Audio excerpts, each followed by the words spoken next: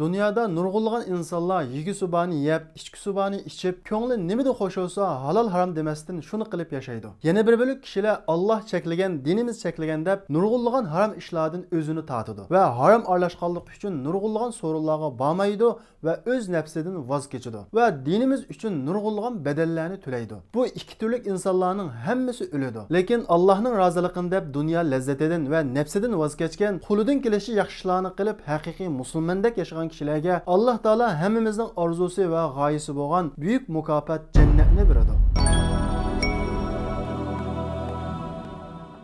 Amaliyotda dunyodagi rahat farog'atlar jannatga tegishga arzimdi? Aslo arzimaydi. Alloh taolo Qur'on Karimda "Va mal hayatud dunya fil oxirati illa qalil" dunyodagi barliq foydaladigan narsalar oxiratga solishtirganda nihoyat oz narsa deydi. Jannatdagi eng katta mukofotlarning biri xotirjamlik va o'limsiz hayot. Jannatda na qo'rquv, na g'am andisha, na qayg'u bo'lmaydi. Jannat kirganlar mangu qoladi va o'lmaydi. Alloh taolo jannat kirganlarning ahvolini sifatlab, "Innal muttaqina fi جنات وعيون ادخلوها بسلام آمنين ونزعنا ما في صدورهم من غل إخوانا على سرر متقابلين" إلى آخر الآية. Taqvodorlar, ya'ni Allohni rozi qilaman deb nafsidan voz kechgan va harom ishlarni yiroq turgan, pulini, kuchini Alloh yo'lida sarf qilgan kishilar yop-yashil bog' bo'stonlardan, har xil ichimliklar ichib turadigan buloqlardan bahramon bo'ladi. Ularga sizlar jannatga omon eson xotirjam kiringlar deyiladi. Biz ularning qalbidagi bir-biriga bo'lgan dushmanlikni chiqarib tashlaymiz.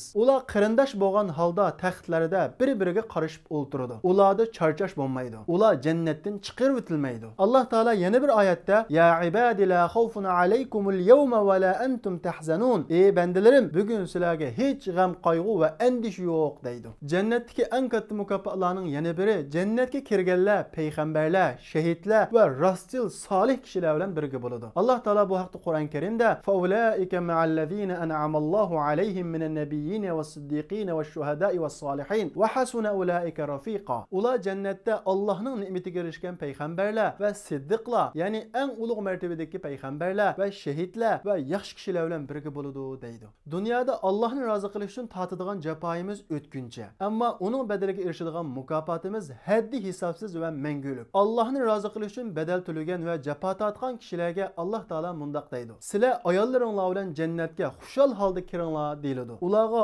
oltin leganda va oltin jamda yemek-ichmak suniladi. "Va lakum fiha ma tashtahihil anfus" jannatda ko'ngil tortadigan narsalarning hammasi bor. "Va talazzul a'yun" ko'zni xursand qiladigan, ko'z lazzatlanadigan barliq go'zal narsalarning hammasi bor. "Va antum fiha xolidun" sizlar u jannatda mangu qolasizlar. "Va tilkal jannatu allati uristumuha bima kuntum ta'malun" dunyoda qilgan yaxshiliklaringlar, ya'ni Allohni deb voz kechgan nafsinglar, Allohning roziligi uchun xarjlagan pulinglar va kuchinglar tufayli erishgan jannatinglar ana shudir deyiladi. Jannatda nurg'unlagan mukofotlar bor. Eng katta, eng buyuk mukofot jannatda Allohni ko'rishimiz. Sahobalar payg'ambar alayhissalomdan: "Ey Rasululloh, biz jannat kirgan vaqtimizda Allohni ko'ramdik" deb so'ragan vaqtida, Badr kechasi oyni ko'rgandek, kunduzi bulutsiz holda quyoshni ko'rgandek, sizlar jannatda Robbinglarni ko'rasizlar deb bizga xush xabar bergan. Jannatning nozu ne'mat va sifatlarini Alloh taolo nurg'unlagan oyatlarda bayon qiladi. Lekin biz bu dunyoda jannatning huzurini hargiz his qila olmaymiz. Chunki payg'ambar alayhissalom jannatning nozu ne'matlarini sifatlab, ko'z ko'rib boqmagan, quloq anglab boqmagan, qalb kechib boqmagan narsalar bor deydi. Demak, jannatdagi nozu ne'matlarni inson tasavvur qila olmaydi. Chunki inson ko'rgan, anglagan narsalarni tasavvur qila oladi. Masalan, 5 asr burun kelgan insonlar hozirgi zamonimizdagi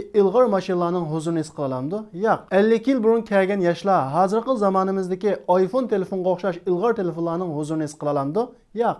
Narasida va balog'atga yetmagan bolaga to'y qilgandagi huzurni qancha so'zlab bersakmi his qila olmagandek, bizga jannatning nozu ne'mat va sifatlarini qancha so'zlab bersakmi, biz jannatdagi huzurni his qila olmaymiz. Odam qabrda turib jannatdagi o'zining o'rnini ko'rgan vaqtida dunyoda tortgan jafolarning hammani unutadi. Jannatda nurg'unlagan darajalar bor. Hamma odam dunyoda qilgan ishlariga qarata munosib darajadagi jannatga kiradi. Payg'ambar alayhissalom jannatda 100 daraja bor. Har daraja o'rtasida osmon zamin farq bor deydi. Jannatlarning eng yuqori martabasi Firdavs jannat. Sizlar Allohdan jannatni so'moqchi bo'lsanglar, Firdavsni so'ranglar deydi. Alloh taolo hammamizni dunyo manfaatini deb oxiratni sotadigan aqlsiz kishilardan qilmasin. Alloh taolo iymonimizni mustahkam tug'li nasib qilsin. Alloh taolo hammamizni Firdavs jannatga kirgan nasib qilsin.